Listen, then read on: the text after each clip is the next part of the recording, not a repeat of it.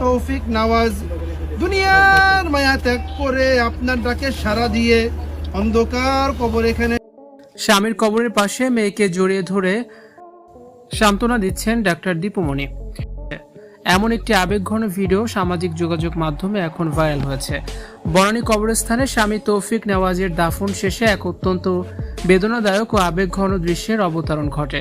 প্যারোলের সময় ফুরিয়ে আসায় কারাগারে ফেরার ঠিক আগের মুহূর্তে একমাত্র মেয়েকে বুকে জড়িয়ে ধরে সান্ত্বনা দিতে দেখা যায় সাবেক পররাষ্ট্রমন্ত্রী ও আওয়ামী লীগ নেত্রী ডাক্তার দীপুমণিকে।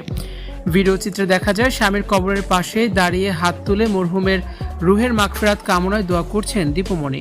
চোখের জলে ভাসতে থাকা মেয়ে তখন পাশে এসে মায়ের ওপর যেন ভেঙে পড়েছিলেন। বাবাহারা মেয়েকে শক্ত রাখতে পরম মমতায় তাকে জড়িয়ে ধরেন দীপুমণি।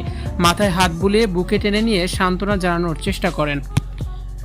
এই ভিডিওটি সামাজিক যোগাযোগ মাধ্যম জুড়ে ব্যাপক ভাইরাল হয়। কয়েক মুহূর্ত পরই দীপুমণিকে আইনশৃঙ্খলা রক্ষাকারী বাহিনীর প্রহরায় ফের কারাগারে ফিরে যেতে হবে। এই সত্য জানা থাকায় মা ও মেয়ের এই শেষ মুহূর্তের আলিঙ্গন উপস্থিত সবার হৃদয় ছুঁয়ে যায়। বাবা চিরতরে চলে গেছে আর মাকেও বন্দি জীবনে ফিরে যেতে হচ্ছে। এই কষ্টে হতাশায় মেয়ে যেন সম্পূর্ণ একা হয়ে পড়েছেন। তা বুঝে মা হিসেবে নিজের কষ্ট চেপে রেখে মেয়েকে শক্ত থাকার বার্তা দিতে দেখা যায় দীপুমণিকে।